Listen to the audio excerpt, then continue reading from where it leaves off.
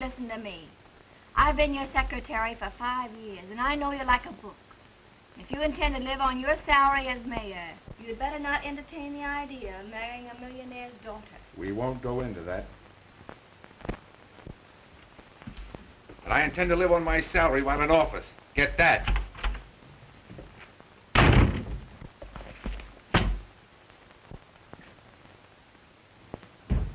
Well, the coroner and the chemist. How do you do, Miss Manning? Hello, Ellen. I'm fine, Boyko. Has anyone been having indigestion, Doctor? A child died of ptomaine. It came in a charity food provided by the city. That's terrible. I'll tell the mayor you're here. Dr. Robbins, Mr. Boyko.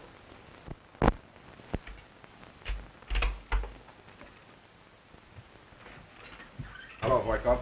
Good day, Mr. Mayor. How do you do, Doctor? How do you do, Tim? Sit down. What'd you find out, Doctor? The child died of ptomaine. And I've tested samples of charity food and found most of it affected. It was old food, Tim, that they sold the city.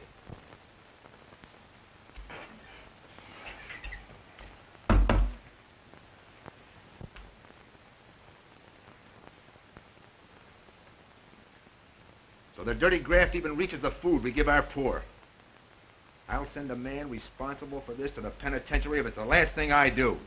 Jail is a reward for a man who violates public confidence.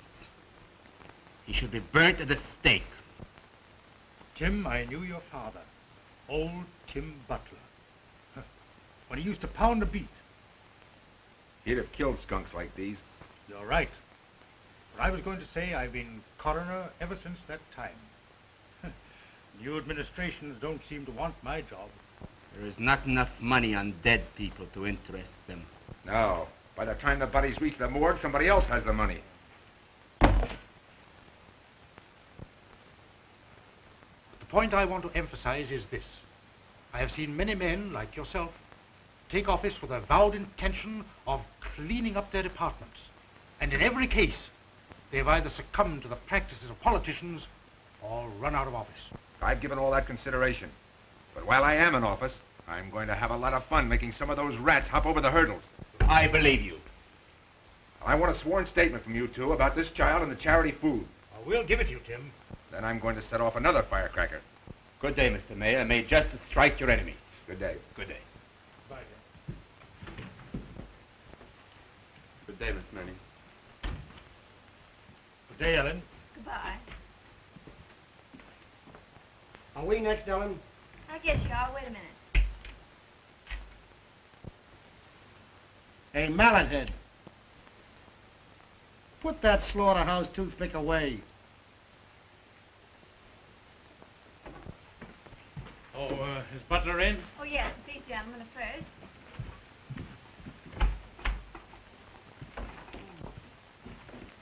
Say, what do you think this is, you big anal ball? You can't come through this office like that.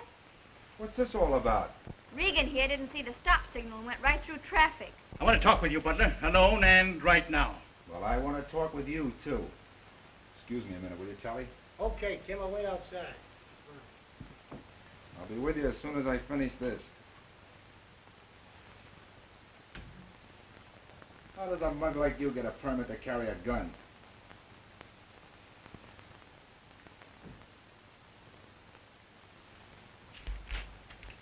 Take care of that immediately. Yes, sir. Does this gorilla always attend your interviews, Regan?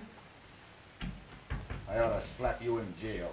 Maybe you should try. Maybe I will. Let's get down to business. I want Schaefer left in office. Well, that's too bad. He either resigns or is thrown out of office by Saturday. Now, look here, Butler. I've been mighty lenient with you. You made a lot of changes and nobody has squawked. You forget, Regan, I'm the mayor. The party put you in office and we've got no room and no time for double crosses, understand? I made no promises to your party before election.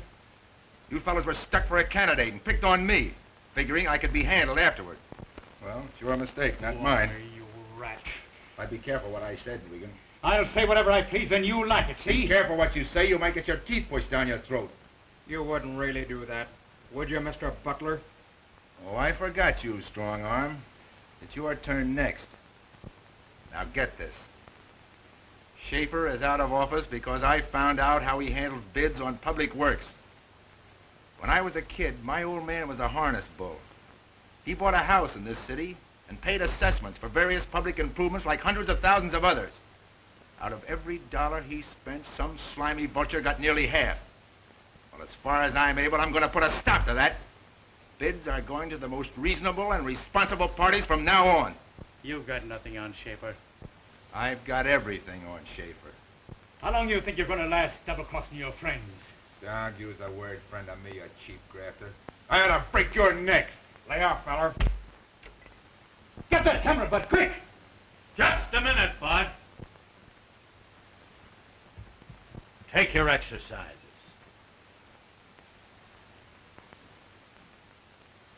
Relax.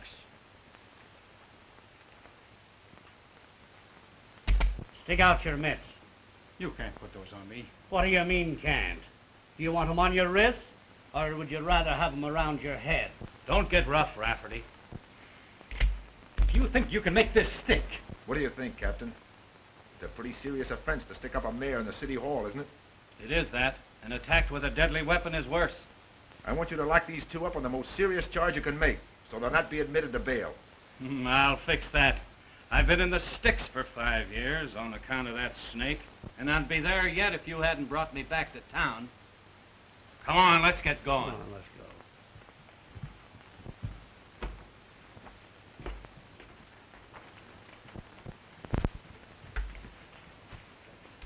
You read instructions carefully. It was a cinch. Those dumb palookas didn't even see the door open while you were putting on your act. You're a smart girl, Ellen. Oh, you just finding that out? Did you get the picture? We sure did. Took it myself. And when I flashed that light, it looked as though Regan was going to slug you while his Patsy stuck you up. Take it over to Voight Club and have it developed at once. At once. Hey, how about that party tonight, Ellen? So it's you who buys my secretary flowers. Flowers? Didn't you send those flowers out there? I tried to tell you about that. The florist left them. He said you ordered them, but didn't tell him where they were to be delivered. Oh, yes, I forgot. I figured they were for Miss Gorman. So I put your card in and sent them. That, was right, wasn't it? Yes, yeah, that's right. That's what I thought. Okay, boss.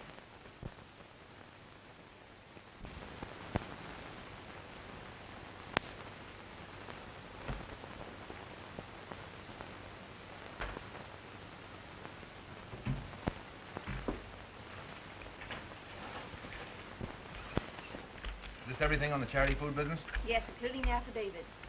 The head of the charity board has a brother-in-law in the wholesale grocery business. Looks as though somebody else is due for a ride. They should hang people like that. You're getting as radical as Boyko. That Russian's a bit nuts. Why, he thinks they should burn all the politicians. Maybe he's right.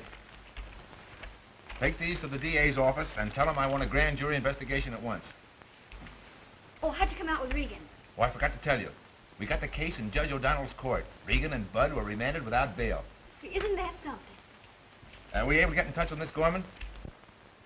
No, they still say she's out. All right, thanks. I don't think you're going to find Sylvia at home for some time. Huh? Gorman's found out he can't handle you, so he's going to get you. I don't believe you. They're probably out of town somewhere. Well, some people like Stromberry and others like horseradish.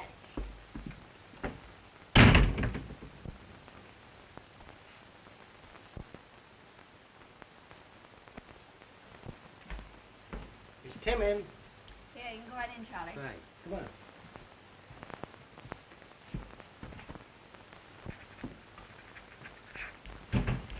Oh, Tim. Hello, Charlie. Now, this guy made a crack in a speaking a while ago that he knows all about Regan and his mob. Well, Well, he wouldn't tell me, so I brought him here. what's your name? Pastro, Tony Pastro. You're a brother to Mike Postro, aren't you? Yeah, he's very sick. What do you know about Regan? Well, my brother knows everything. Well, how does that help me? Well, I tell you, to this way. My brother work for Regan. Regan no pay him. Now my brothers are very, very sick. And I think maybe he will talk. Where is he? He's at home.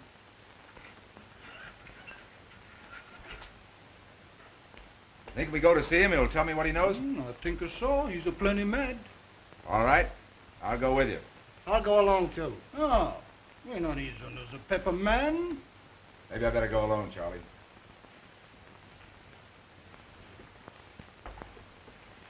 You shouldn't go alone, Tim. Forget it. Come on, Tony.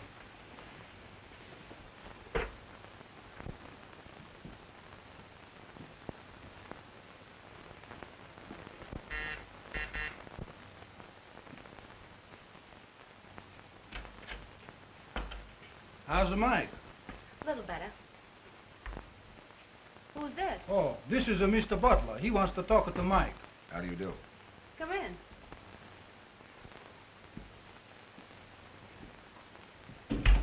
You'll have to excuse this room. I've been sleeping out here since Mike's been sick. Is Mike asleep? I don't think so. I better talk to Mike first. He does know I bring you here. You tell him that it'll be better for him in the long run if he plays ball with me.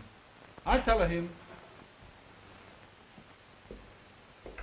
Will you take off your coat? No, thanks. Sit down.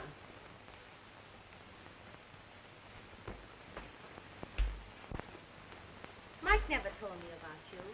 Well, we've never met. I see.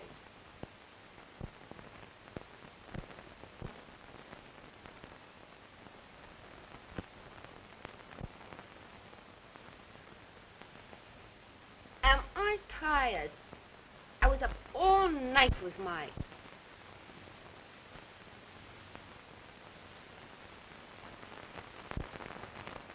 What is this?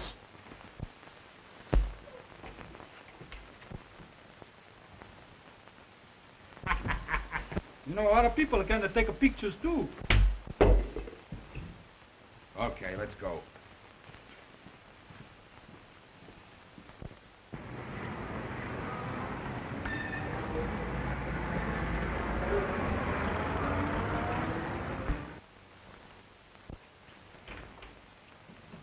Hello, boss. Hello.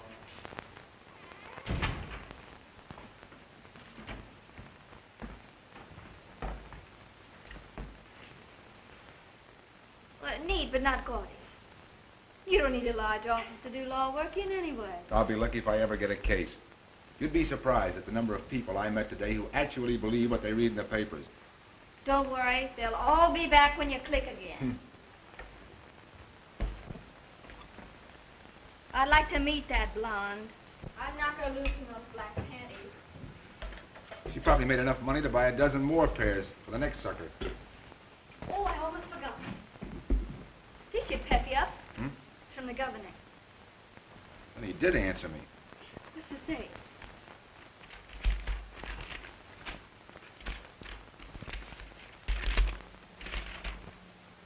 I have followed your actions in office with satisfaction. If, as you say, you will be able to clear yourself, I have an appointment which will give you even greater room for a campaign against organized graft. The office will be that of state's attorney. Wishing you luck and hoping to hear soon of your vindication, I offer my cooperation and best wishes. Sincerely, James E. Martin, Governor. Isn't that wonderful, Tim? I mean, boss. I can only get a confession that I was framed. Oh, don't worry. Charlie's still looking for Tony. Poor Charlie. He still thinks he was responsible.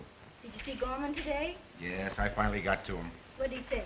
Oh, the usual thing that everybody says about anyone thrown out of office on a morals charge. As a result of his attitude, Sylvia broke our engagement. Hooray! What? Oh, nothing. There's something else, Ellen. Yes? You see, when I was mayor, I used all my salary and spent what little money I had saved. All I had left was the rent for these offices. Why worry about it? You'll get by. But it means that I'll have to get along without you for a while. Well, that is, of course, until I can get a case or two to bolster the exchequer. Well, you can't get rid of me, mister. You need someone to look after you. Well, I know, Ellen, but I've got something that answers your financial problems. Wait a minute.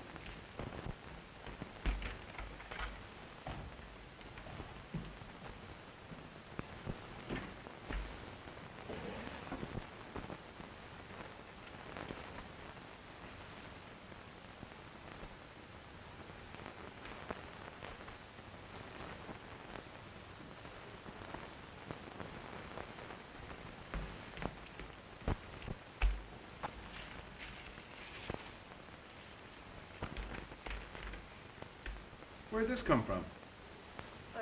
Dr. Robbins left it.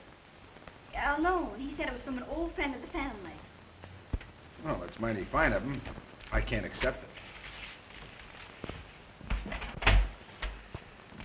Well, don't be a fool. He wants you to have it or he wouldn't have left it.